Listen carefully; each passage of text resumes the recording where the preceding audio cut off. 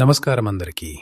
ఇప్పుడు మనం ఇంగ్లీష్లో క్వశ్చన్స్ అంటే ప్రశ్నలు ఎలా తయారు చేయాలో నేర్చుకుందాం. తెలుగులో మరియు ఇంగ్లీష్లో ప్రశ్నలు అడిగే విధానం కొంచెం భిన్నంగా ఉంటుంది. చాలామంది ఇక్కడే తప్పులు చేస్తారు. ఒక ఉదాహరణ చూద్దాం. She is drinking tea. ఆమె టీ తాగుతోంది. ఇప్పుడు నేను అడగాలనుకుంటున్నాను, ఆమె టీ తాగుతోందా? తెలుగులో మనం సాధారణంగా వాక్యం చివర ఆ అనే భావంతో ప్రశ్న అడగగలుగుతాం. కానీ ఇంగ్లీష్లో అలా కాదు. ఇంగ్లీష్లో ఒక స్టేట్మెంట్ను క్వశ్చన్గా మార్చాలంటే వాక్యంలో హెల్పింగ్ వర్బ్ ఉంటే ఆ హెల్పింగ్ వర్బ్ను సబ్జెక్ట్ కంటే ముందు తీసుకురావాలి. ఉదాహరణకు, ఇస్ షీ డ్రింకింగ్ టీ? ఆమె టీ తాగుతోందా? ఇదే సరైన క్వశ్చన్. మీరు కేవలం షీ ఈజ్ డ్రింకింగ్ టీ అని క్వశ్చన్ లాగా పలికితే అది సరైన ఇంగ్లీష్ క్వశ్చన్ కాదు. ఇజ్ను సబ్జెక్ట్ కంటే ముందు తీసుకురావాలి. అప్పుడే సరైన క్వశ్చన్ అవుతుంది. ఇప్పుడు ముందుకు వెళ్దాం. We are watching a movie. మేమొక సినిమా చూస్తున్నాం. Are we watching a movie?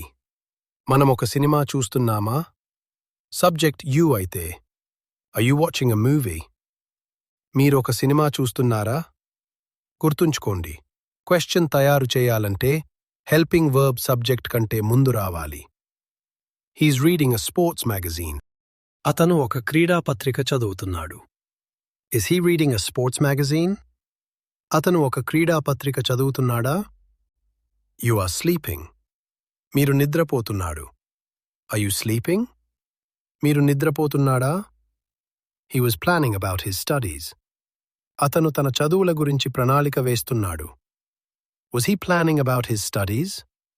అతను తన చదువుల గురించి ప్రణాళిక వేస్తున్నాడా? He will be listening to the music.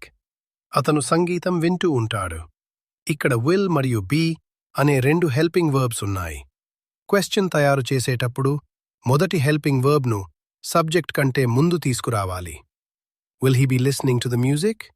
అతను సంగీతం వింటూ ఉంటాడా? We shall be going to school. మేము పాఠశాలకు వెళ్తూ ఉంటాం. Shall we be going to school? మనం పాఠశాలకు వెళ్తూ ఉంటామా? ఇప్పుడు రెండవ పరిస్థితిని చూద్దాం. వాక్యంలో హెల్పింగ్ వర్బ్ లేకపోతే, అంటే ప్రెజెంట్ సింపుల్ మరియు పాస్ట్ సింపుల్లో ఉండేలా ఏమీ చెయ్యాలి. ఉదాహరణకు, ఐ లైక్ రెడ్ కలర్. నాకు ఎరుపు రంగు ఇష్టం. ఇక్కడ హెల్పింగ్ వర్బ్ లేదు. అలాంటి సందర్భాల్లో డూ, డస్, డిడ్ సహాయం తీసుకోవాలి. ఇది ప్రెజెంట్ టెన్స్ కాబట్టి డూ ఉపయోగిస్తాం. Do you like red color? మీకు ఎరుపు రంగు ఇష్టమా? ఇక్కడ do సబ్జెక్ట్ కంటే ముందు వచ్చింది. He plays cricket. అతను క్రికెట్ ఆడతాడు. ఇప్పుడు క్వశ్చన్ తయారు చేయాలి. ప్లేస్ను does ప్లస్ ప్లేగా మార్చాలి. Does he play cricket? అతను క్రికెట్ ఆడతాడా? గమనించండి, ఇదే సరైన క్వశ్చన్. కేవలం he plays cricket అని అడిగితే క్వశ్చన్ కాదు. She ate mangoes. ఆమె మామిడి పండ్లు తింది. ఇప్పుడు అడగాలి, ఆమె మామిడి పండ్లు తిందా? ను did ప్లస్ eatగా మార్చాలి. Did she eat mangoes? ఆమె మామిడి పండ్లు తిందా? తెలుగు విద్యార్థులు తరచుగా చేసే కామన్ మిస్టేక్ ఇదే. హెల్పింగ్ వర్బ్ ఉపయోగించకుండా స్టేట్మెంట్ను క్వశ్చన్ లాగా చెబుతుంటారు. ఇప్పుడు మరికొన్ని ఉదాహరణలు చూద్దాం. I learn English. నేను ఇంగ్లీష్ నేర్చుకుంటాను. Do I learn English? నేను ఇంగ్లీష్ నేర్చుకుంటానా? లేదా Do you learn English? మీరు English నేర్చుకుంటారా? He goes to school. అతను పాఠశాలకు వెళ్తాడు. Goesను does ప్లస్ goగా మార్చాలి. Does he go to school? అతను పాఠశాలకు వెళ్తాడా? She writes novels. ఆమె నవలలు రాస్తుంది. Does she write novels? ఆమె నవలలు రాస్తుందా? They work on computers. వాళ్ళు కంప్యూటర్లపై పనిచేస్తారు. Do they work on computers? వాళ్ళు కంప్యూటర్లపై పనిచేస్తారా? I purchased the book. నేను పుస్తకం కొనుగోలు చేశాను. Did I purchase the book? నేను పుస్తకం కొనుగోలు చేశానా? లేదా Did you purchase the book? మీరు పుస్తకం కొనుగోలు చేశారా? ఇది సందర్భాన్ని బట్టి మారుతుంది. She completed her homework. ఆమె తన హోంవర్క్ పూర్తి చేసింది. Did she complete her homework? ఆమె తన హోంవర్క్ పూర్తి చేసిందా? గమనించండి. Did she completed her homework? ఇది తప్పు. Did వచ్చిన తర్వాత ఎప్పుడూ verb యొక్క ఫస్ట్ ఫార్మ్ మాత్రమే వస్తుంది. అందువల్ల Did she complete her homework? He gets up early in the morning. అతను ఉదయం త్వరగా లేస్తాడు. Does he get up early in the morning? అతను ఉదయం త్వరగా లేస్తాడా? She lives in Mumbai. ఆమె ముంబైలో నివసిస్తుంది. Does she live in Mumbai?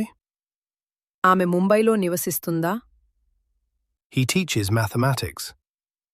అతను గణితం బోధిస్తాడు. Does he teach mathematics? అతను గణితం బోధిస్తాడా? They played cricket yesterday. వాళ్ళు నిన్న క్రికెట్ ఆడారు. Did they play cricket yesterday? వాళ్ళు నిన్న క్రికెట్ ఆడారా? అయితే స్నేహితులారా, క్వశ్చన్ తయారు చేసే నియమం నెగటివ్ సెంటెన్సెస్ లాగే ఉంటుంది. హెల్పింగ్ వర్బ్ ఉంటే దాన్ని సబ్జెక్ట్ కంటే ముందు తీసుకురావాలి. హెల్పింగ్ వర్బ్ లేకపోతే డూ, డస్, డిడ్ ఉపయోగించి వాటిని సబ్జెక్ట్ కంటే ముందు ఉంచాలి. హెల్పింగ్ వర్బ్ లేదా డూ, డస్, డిడ్ సబ్జెక్ట్ కంటే ముందు రాకపోతే సరైన ఇంగ్లీష్ క్వశ్చన్ తయారు కాదు. ఇక్కడ ఒక ముఖ్యమైన విషయం గమనించండి. తెలుగులో మనం చాలాసార్లు కేవలం స్వరాన్ని మార్చి ప్రశ్న అడుగుతాం. ఉదాహరణకు, అతను క్రికెట్ ఆడతాడు. అతను క్రికెట్ ఆడతాడా? వాక్యం దాదాపు అదే ఉంటుంది, కానీ ఇంగ్లీష్లో స్ట్రక్చర్ మార్చాలి. He plays cricket. Does he play cricket? అందుకే తెలుగు విద్యార్థులు తరచుగా హీ ప్లేస్ క్రికెట్ అని చెబుతుంటాడు. కానీ సరైన రూపం డస్ హీ ప్లే క్రికెట్? ఇప్పుడు మనం క్వశ్చన్స్ ప్రాక్టీస్ చేద్దాం. నేను మీకు ఒక స్టేట్మెంట్ ఇస్తాను. మీరు ఆ స్టేట్మెంట్ను క్వశ్చన్గా మార్చి గట్టిగా చెప్పాలి.